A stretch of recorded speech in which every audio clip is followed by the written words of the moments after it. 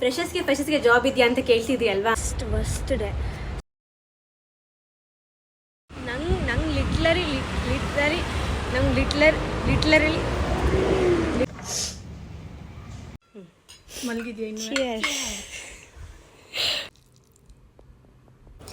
ಎಲ್ಲರಿಗೂ ಬೆಳಗಿನ ಶುಭೋದಯಗಳು.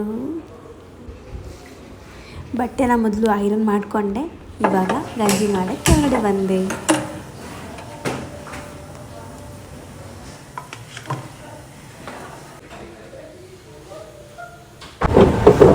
ಅಣ್ಣ ಕಾಲಿಟ್ರು ಮೊಸರು ಇಲ್ವಾ?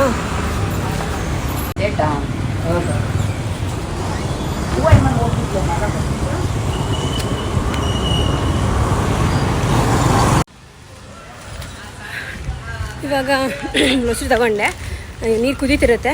ಇವಾಗ ಹೋಗಿ ಮಾಡಿ ಪ್ರಿಪೇರ್ ಮಾಡಬೇಕು. ನಾನು ನೀರು ಸ್ವಲ್ಪ ಜಾಸ್ತಿ ಇಟ್ಟಿದ್ದೀನಿ, ಯಾಕಂತಂದರೆ ನಮ್ಮ ರೂಮ್ಮೇಟ್ ಅಕ್ಕ ಕೂಡ ಕುಡಿತೀನಿ ಅಂತ ಅವರು ಕೂಡ ಒಪ್ಕೊಂಡಿದ್ದಾರೆ. ಖುಷಿ ಆಗುತ್ತೆ, ಇನ್ನೊಬ್ರು ನಾವು ಮಾಡ್ತಿರೋದು ನೋಡಿಬಿಟ್ಟು ಗಂಜಿ ಮಾಡ್ಕೋತೀವಿ ನಮಗೂ ಮಾಡಿಕೊಡಿ ಅಂತ ಕೇಳ್ತಾರಲ್ಲ ಅವಾಗ. ಇವಾಗ ಗಂಜಿ ಮಾಡಿ ಅದೇ ತಿಂಡಿ, ಅದೇ ಬ್ರೇಕ್ಫಾಸ್ಟು. ಅದ್ರ ಜೊತೆಗೆ ಒಂದು ದಾಳಿಂಬೆ ತಿಂತೀವಿ. ಅದು ತಿಂದು ರೆಡಿಯಾಗಿ ಆಫೀಸ್ಗೆ ಹೊರಡದೆ.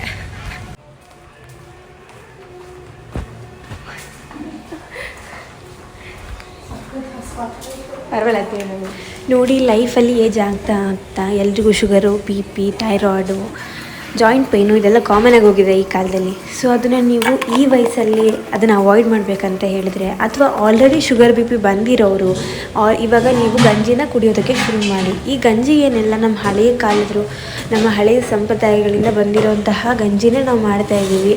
ಮೊದಲೆಲ್ಲ ರಾಗಿ ಹಿಟ್ಟಿಂದ ಮಾಡಿರುವಂತಹ ಮುದ್ದೆನ ನೆನೆಸಿಟ್ಟು ಬೆಳಗ್ಗೆ ಹೊತ್ತು ಮೊಸರು ಹಾಕೊಂಡು ಕುಡಿತಾಯಿದ್ವಿ. ಆದರೆ ನಾವು ಮಾಡಿರೋ ಗಂಜಿಗೆ ಇನ್ನು 36 ಥರದ ಎಕ್ಸ್ಟ್ರಾ ಕಾಳುಗಳನ್ನು, ಧಾನ್ಯಗಳನ್ನು, ಸಿರಿಧಾನ್ಯಗಳನ್ನು, ಮಿಲ್ಲೆಟ್ಸ್, ಗ್ರೈನ್ಸ್, ಡ್ರೈ ಫ್ರೂಟ್ಸನ್ನು ಹಾಕಿ ಮಾಡಿದ್ದೀವಿ.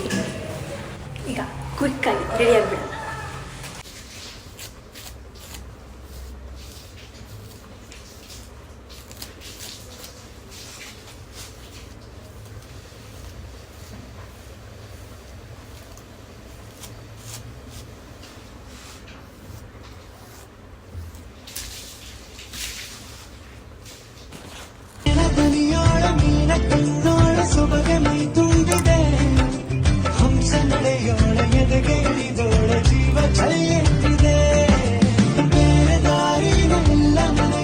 ಇದು ನನ್ನ ಗೆಳತಿ ನನಗೆ ಹೇಳಿಕೊಟ್ಟಿದ್ದು. ಅಂದರೆ ದಾಳಿಂಬೆನ 3 ಕಡೆಯಿಂದ ಸ್ವಲ್ಪ ಶಾರ್ಪಾಗಿ ಕಟ್ ಮಾಡಿಬಿಟ್ಟು ಓಪನ್ ಮಾಡಿದರೆ ಸಾಕು, ಅದು ಚೆನ್ನಾಗಿ ಬರುತ್ತೆ ಅಂತ. ನಾನು ಮೊದಲು ಹೆಂಗೆ ಬೇಕು ಹಂಗೆ ಕಟ್ ಮಾಡ್ತಾಯಿದ್ದೆ. ಇದು ನೋಡಿ, ಇವಾಗ ಒಂದು ಕಲ್ತ್ಕೊಂಡಿದ್ದೀನಿ ನಾನು ಅವಳಿಂದ.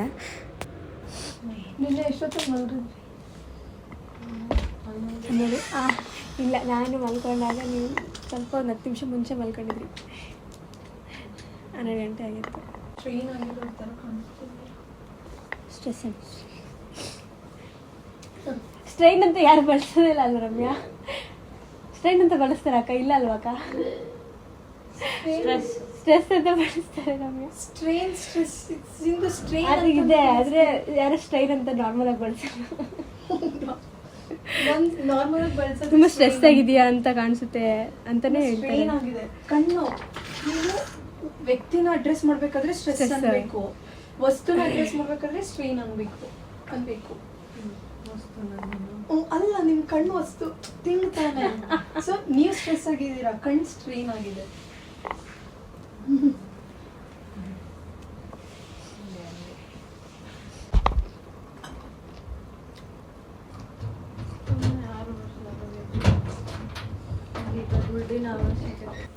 ಅದು ಮೊಸರನ್ನ ನೀವು ಗಂಜಿಗೆ ಡೈರೆಕ್ಟಾಗಿ ಹಾಕಬಾರ್ದು. ಅದರಲ್ಲಿರೋ ಗಂಟೆನ ಸ್ವಲ್ಪ ಸ್ಮ್ಯಾಶ್ ಮಾಡಿ ಆಮೇಲೆ ನೀರು ಹಾಕ್ಕೊಂಡು ಮಜ್ಜಿಗೆ ಥರ ಮಾಡಿಕೊಂಡು ಅದನ್ನು ನೀವು ಗಂಜಿಗೆ ಮಾಲ್ಟ್ ಪೌಡರ್ಗೆ ಹಾಕ್ಕೊಂಡು ಕುಡಿಬೋದು. ಮಾರ್ನಿಂಗ್ ಟ್ರಾಫಿಕ್ ಇರಲ್ವಲ್ಲ? ಒಂದೇ ತಮಾಷೆನ ಹಾಕೊಂಡು 2 ಅವರ್ ಕೊಳ್ಳೇಗಾಲದಿಂದನೇ ನಾನ್ ಸ್ಟಾಪ್ 2.5 ಅವರ್ ತಗೋತಾರೆ. ಬರ್ಬೋದು.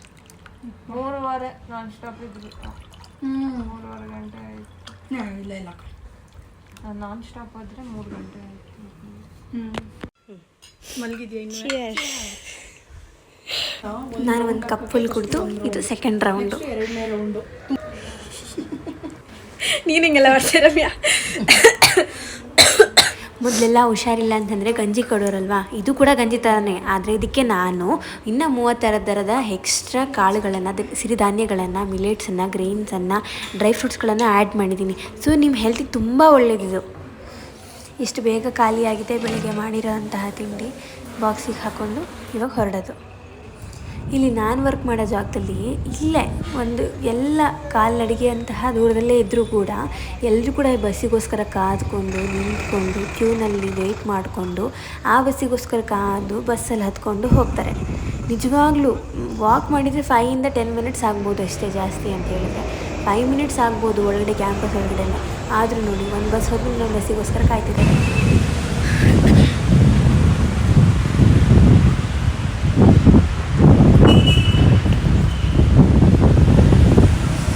ಲೇಟ್ ಆಗಿಬಿಟ್ಟಿದೆ ಆಫೀಸ್ಗೆ, ಬೇಗ ಬೇಗ ಹೋಗ್ತಾ ಇದ್ದೀನಿ.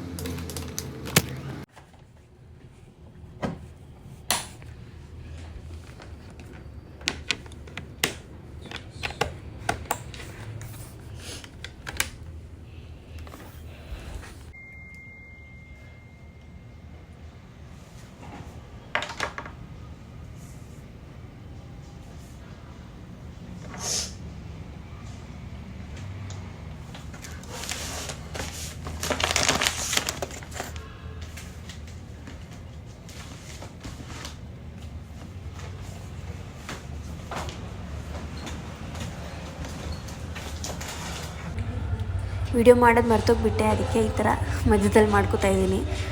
ಇದು ಏನು ರೈಸ್ ಅಂತ ಗೊತ್ತಿಲ್ಲ, ಕಲರ್ ರೈಸ್ ಅಂತ ಕರಿಬೋದು.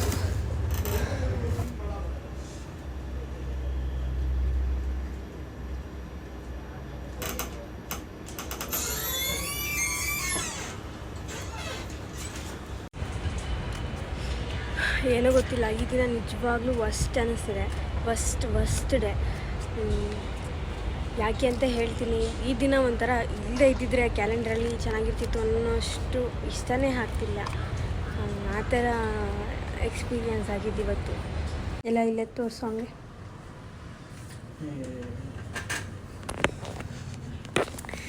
ನೋಡಿ ಇವನೇ ಮಾಡ್ಕೊತಿರೋದಿದ್ದು.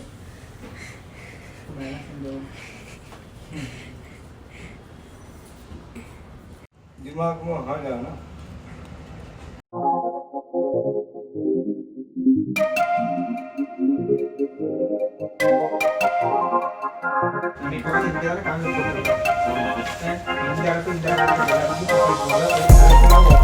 I know what's on your mind.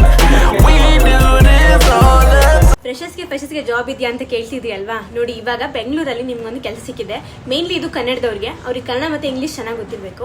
ಹಾಗೆ ಅವರು 12th ಅಥವಾ ಎನಿ ಗ್ರಾಜುಯೇಷನ್ ಯಾವುದಾದ್ರೂ ಮಾಡಿರ್ಬೋದು. ಸ್ಯಾಲ್ರಿ ಬಂದು 15 to 17K ಆ್ಯಂಡ್ PF ಕೂಡ ಕೊಡ್ತಾರೆ, ಇನ್ಸೆಂಟಿವ್ ಕೂಡ ಇರುತ್ತೆ. ನಿಮಗೆ ಕನ್ನಡ ಮತ್ತು ಇಂಗ್ಲೀಷ್ ಚೆನ್ನಾಗಿ ಗೊತ್ತಿರಬೇಕು. For the role of bank relationship ಎಕ್ಸಿಕ್ಯೂಟಿವ್ಗೆ ನಿಮಗೆ ಇದು ಆಫರ್ ಇದೆ. 15 to 17K ಕೊಡ್ತಾರೆ. ಈ ಇನ್ಕ್ಲೂಡ್ಸ್ ಎಲ್ಲ ಇರುತ್ತೆ. ಮತ್ತು ಲೊಕೇಶನ್ ಬಂದು ಆಲ್ ಓವರ್ ಬ್ಯಾಂಗ್ಳೂರ್ ಇರುತ್ತೆ. ಈ ಕಂಪನಿ ಹೈಯರ್ ಮಾಡ್ತಿರೋರು ಬಂದು calibre business support service private limited ಕಂಪನಿಯಿಂದ ಹೈಯರ್ ಮಾಡ್ತಾರೆ. ಆ್ಯಂಡ್ ಡೀಟೇಲ್ಸ್ ಬಂದು ಕೆಳಗಡೆ ಕೊಟ್ಟಿದ್ದೀನಿ. ಇವ್ರಿಗೆ ನೀವು ಕಾಂಟ್ಯಾಕ್ಟ್ ಮಾಡಿ ಇವ್ರ ಮೂಲಕ ನೀವು ಇನ್ಸೈಡ್ ಬ್ಯಾಂಕಿಂಗ್ ವರ್ಕ್ಗೆ ಸೇರ್ಕೋಬೋದು. All the best. ನೀವೇ ನೋಡಿ ಬೆಳಿಗ್ಗೆ ಹರಳುತ್ತಿದ್ದಂತಹ ಮುಖ ಹೋಗ್ತಾ ಹೋಗ್ತಾ ಹೆಂಗೆ ಬಾಡೋಗುತ್ತೆ ಅಂತ.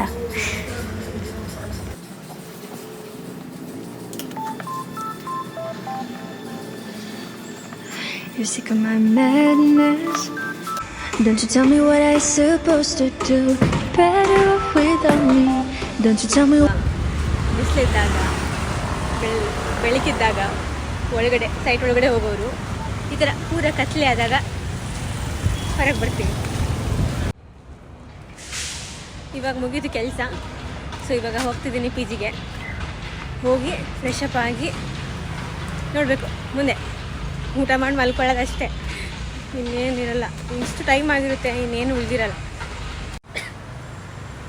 ಇನ್ನು ಸ್ವಲ್ಪ ಹುಷಾರು ಇನ್ನೂ ಸರಿಯಾಗಿಲ್ಲ. ಏನಂದರೆ ನಾನು ಬೆಳಿಗ್ಗೆ ಹೇಳ್ತಿದ್ದೆ ನೋಡಿ, ಹಾಗೆ ಒಂದು ನಾನು ಗಮನಿಸಿರೋ ಪ್ರಕಾರ ಎಲ್ಲ ಕಡೆಯಿಂದನೂ ಪೈಥಾನಿಂದ ಹಿಡಿದು IT ಹಿಡಿದು ಸಿವಿಲಿಂದ ಹಿಡಿದು ಎಲ್ಲ ಕಡೆನೂ ಲೇಬರ್ಸ್ನ ತೆಗ್ದಾಕ್ತಿದ್ದಾರೆ. ಅದು ನಿಜವಾಗ್ಲೂ ಅವರಿಗೆ ಎಷ್ಟು ಎಫೆಕ್ಟ್ ಆಗುತ್ತೆ ಅಂದರೆ ಅದನ್ನು ಎಕ್ಸ್ಪ್ಲೇನ್ ಮಾಡೋಕ್ಕೆ ಆಗಲ್ಲ. ತುಂಬ ಎಫೆಕ್ಟ್ ಆಗ್ತಿದೆ ಅವ್ರಿಗೆ ಮಾತ್ರ. ಸೊ ನನಗೆ ಸಾವಿರಾರು ಜನ ಮಾಡ್ತಿದ್ದಾರೆ, ನಿಜವಾಗ್ಲೂ ರಿಪ್ಲೈ ಕೂಡ ಮಾಡೋಕ್ಕಾಗಲ್ಲ ಅವರಿಗೆ. ಅಷ್ಟು ಜನ ನನಗೆ ವರ್ಕ್ ಫ್ರಮ್ ಹೋಮ್ ಕೊಡಿಸಿ, ಫ್ರೆಷರ್ಸ್ಗೆ ವರ್ಕ್ ಕೊಡಿಸಿ, ನಾನು ಎಕ್ಸ್ಪೀರಿಯೆನ್ಸ್ ಆಗಿದೆ ನನಗೆ ಕೆಲಸ ಕೊಡಿಸಿ ಅಂತ. ಸೊ ಎಕ್ಸ್ಪೀರಿಯೆನ್ಸ್ ಆಗಿದ್ರೂ ಆಗಿಲ್ಲ ಅಂದ್ರೂ ಒಂದೇ, ಸೊ ಕೆಲಸ ಇಲ್ಲ ಅಥವಾ ಕೆಲಸನ ತೆಗ್ದಾಕ್ತಿದ್ದಾರೆ. ಇದೇ ಮೇನ್ ಆಗಿದೆ. ಇನ್ನು ಅದೇ ನಮಗೆ ಹೆಂಗೆ ಪ್ರಮೋಷನ್ ಬಂತು ಹಾಗೆ ನನಗೆ ಹೆಂಗೆ ಪ್ರಮೋಷನ್ ಬಂತು ಹಾಗೆ ನಮ್ಮ ಕೆಲವು ಫ್ರೆಂಡ್ಸಿಗೆ ಹಾಗೆ ಅವರು ರಿಲೀಸ್ ಲೆಟರ್ ಕೊಟ್ಟಿದ್ದಾರೆ. ಅದು ಏನಂದರೆ ಯಾವ ವರ್ಷವೂ ಇಲ್ಲದಿರೋದು ಈ ವರ್ಷವೇ ಮಾಡಿದ್ರು. ತುಂಬ ಇದೊಂದು ಸಖತ್ ಬೇಜಾರಾಯಿತು ನಂಗೆ. ಅದಕ್ಕೆ ಬೆಳಗಿನ ಒಂಥರ ಮೂಡ್ ಚೆನ್ನಾಗಿರಲಿಲ್ಲ, ಅವ್ರದ್ದು ಏನಾಗುತ್ತೆ ಏನು ಅಂತ. ಹಾಗೆ ಮೇಯ್ನಾಗಿ ನನ್ನ ಅಕೌಂಟಿಗೆ ಇವತ್ತು ಹ್ಯಾಕಿಂಗ್ ಆಗೋ ಥರ ಆಯಿತು. ಆ್ಯಕ್ಚುಲಿ ಯಾರಂತ ಗೊತ್ತಿಲ್ಲ, ಅವ್ರ ಕಡೆಯಿಂದ ಹ್ಯಾಕಿಂಗ್ ಆಗೋ ಥರ ಎಲ್ಲ ಚಾನ್ಸ್ಗಳಿತ್ತು. ಸೊ ಕೋಡ್ ಕೂಡ ತೊಗೊಂಡಿದ್ರು, ಇನ್ಸ್ಟಾಗ್ರಾಮ್ ಕೋಡ್ ತೊಗೊಂಡು ಹ್ಯಾಕ್ ಮಾಡೋ ಎಲ್ಲ ಸಾಧ್ಯತೆ ಇತ್ತು. ಮತ್ತು ನನ್ನ ಅಕೌಂಟಿಗೆ ನಾನು ಲಾಗಿನ್ ಕೂಡ ಆಗೋಕ್ಕಾಗ್ತಿರ್ಲಿಲ್ಲ, ಏನಂತ ತೋರಿಸ್ತಾ ಇತ್ತು. ತುಂಬ ಏನು ಮಾಡಿದರೂ ಆಗ್ತಿರ್ಲಿಲ್ಲ. ನನಗೊಂಥರ ಕೈ ಕಾಲೆಲ್ಲ ನಡಗೋಗಿತ್ತು ನನಗೆ. ಅಂದರೆ ಹೆಂಗೋ ಏನು ಇಷ್ಟು ಕಷ್ಟಪಟ್ಟು ಫಾಲೋವರ್ಸ್ನ ಸಂಪಾದನೆ ಮಾಡಿರ್ತೀವಿ, ಅಷ್ಟು ಜನ ಹೋಗಿಬಿಡ್ತಾರೆ, ಮತ್ತು ಸಂಪಾದನೆ ಮಾಡೋಕ್ಕೆ ತುಂಬ ಕಷ್ಟ. ಲಿಟ್ರಲಿ ನಂಗೆ ಕೈಕಾಲೆಲ್ಲ ನಡ್ಗೋಗಿತ್ತು. ನನಗೆ ಮಧ್ಯಾಹ್ನ ಊಟ ಮಾಡೋಕ್ಕೆ ಟ್ರೈ ಮಾಡ್ತೀನಿ, ಊಟ ಕೂಡ ಮಾಡೋಕ್ಕಾಗ್ತಿರ್ಲಿಲ್ಲ. ತುಂಬ ಒಂಥರ ನರ್ವಸ್ನೆಸ್ಸು, ಭಯ, ಒಂಥರ ಹೆಂಗಾಗಿತ್ತು ಅಂದರೆ ನಂಗೆ ಈ ಥರ ಫೀಲ್ ಆಗುತ್ತೆ ಅಂತ ಗೊತ್ತಿರಲಿಲ್ಲ ಒಬ್ಬರು ಅಕೌಂಟ್ ಹ್ಯಾಕ್ ಆದಾಗ. ಆದರೆ ದೇವ್ರ ದಯೆ ಏನೋ ನನಗೆ ಗೊತ್ತಿಲ್ಲ. ನನ್ನ ತಾಯಿ ಚಾಮುಂಡೇಶ್ವರಿ ಮತ್ತು ರಾಘವೇಂದ್ರ ಸ್ವಾಮಿನ ತುಂಬ ಬೇಡ್ಕೊಂಡೆ, ದೇವ್ರೆ ಹೆಂಗಾದರೂ ಮಾಡಿ ನನಗೆ ಅದು ಸರಿ ಹೋಗಲಿ ಹ್ಯಾಕ್ ಆಗದೇ ಇರಲಿ ಅಂತ. ಮತ್ತು ತಕ್ಷಣಕ್ಕೆ ನಾನು ಇನ್ಸ್ಟಾಗ್ರಾಮ್ದು ಹೆಲ್ಪ್ ಸೆಂಟರ್ಗೆ ನಾನು ಈ ಥರ ಹ್ಯಾಕ್ ಆಗಿದೆ ಅಂತ ಕೂಡ ಹಾಕಿದೆ. ಸೊ ಅದರಿಂದನೂ ಏನೋ ಗೊತ್ತಿಲ್ಲ, ನಿಜವಾಗ್ಲೂ ಸರಿ ಹೋಯಿತು ನನಗೆ. ಅವಾಗಂತೂ ಜೀವನೇ ಬಂದಂಗೆ ಆಯಿತು ನನಗೆ. ನಿಜವಾಗ್ಲೂ ಅದು ನಾನು ಎಕ್ಸ್ಪ್ಲೇನ್ ಕೂಡ ಮಾಡೋಕ್ಕಾಗಲ್ಲ ನಿಮಗೆ. ಅಷ್ಟು ನಾನು ಒಂಥರ ಏನೋ ನರಕಕ್ಕೆ ಹೋಗಿ ಬಂದಂಗೆ ಆಯಿತು ನನಗಂತೂ. ಹಾಗೆ ನನಗೆ ಟೈಮ್ ಸಿಗಲ್ಲ ವಿಡಿಯೋ ಮಾಡೋದಕ್ಕೋಸ್ಕರ. ಅದಕ್ಕೆ ನನಗೆ ಎಷ್ಟು ಕವರ್ ಮಾಡ್ಬೋದು ಅಷ್ಟು ಮಾಡಿದ್ದೀನಿ. ಒಂದು ಈ ಥರ ಆಫೀಸಿಗೆ ಬರಬೇಕಾದ್ರೆ ವಿಡಿಯೋ ಮಾಡೋಕ್ಕೆ ಸಾಧ್ಯ ಆಗುತ್ತೆ. ಇನ್ನೊಂದು ಲಂಚ್ ಟೈಮಲ್ಲಿ ಮಾಡ್ಬೋದು ಅಷ್ಟೇ. ಇನ್ನು ಸೈಟಿಗೆ ಹೋಗ್ತೀನಿ ನಾನು. ಸೈಟಿಗೆ ಹೋದಾಗ ಅಲ್ಲಿ ಸ್ವಲ್ಪ ಕೆಲವು ಸೆಕೆಂಡ್ಸ್ಗಳು ವಿಡಿಯೋ ಮಾಡ್ಬೋದು. ಅದು ಬಿಟ್ಟರೆ ನನಗೆ ತುಂಬ ವಿಡಿಯೋ ಮಾಡೋಕ್ಕಾಗಲ್ಲ. ಇವಾಗಲೂ ಹ್ಯಾಕ್ ಏನಾದರೂ ಆಗಿದ್ದಿದ್ರೆ ಏನು ಮಾಡಬೇಕಿತ್ತು ನಿಜವಾಗ್ಲೂ ಗೊತ್ತಿಲ್ಲ. ಅದನ್ನು ನೆನೆಸ್ಕೊಂಡ್ರೇ ಭಯ ಆಗುತ್ತೆ.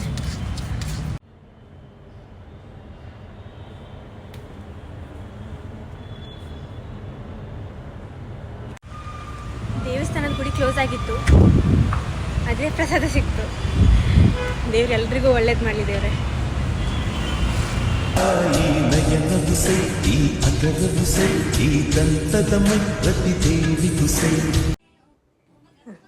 ಕೈಲಿಟ್ಟಿ ಸಾಕು. ಸಂಧ್ಯಾಕ್ಕ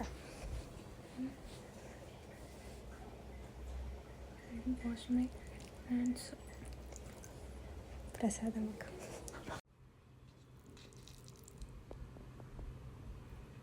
ಫೋಕಸ್ ಆಗ.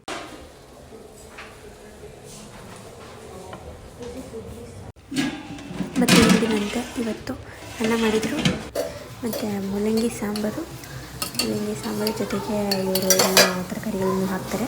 ಮತ್ತು ಇದು ಬೆಂಡೆಕಾಯಿ ಪಲ್ಯ, ಇದು ಕಡಲೆ ಬೀಜ ಕೂಡ ಹಾಕಿರ್ತಾರೆ.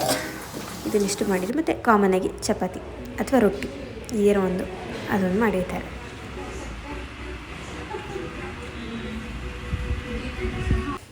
ಮತ್ತು ಇವಾಗ ಬಾದಾಮಿ ದ್ರಾಕ್ಷಿ ನೆನೆಸಿದ್ದೀನಿ. ಇದಕ್ಕೆ ಅಂಜೂರ ಬಂದು 2 ಇತ್ತು, ಸೊ 2 ಅಷ್ಟೇ ಹಾಕಿದ್ದೀನಿ. ಚಿಯಾ ಇರಲಿಲ್ಲ. ಮತ್ತು ಇದು ಡೇಟ್ಸ್ ಹಾಕಿ ನೆಂಜೋಣ ರೇಪಟಿ ಕೋಸಂ.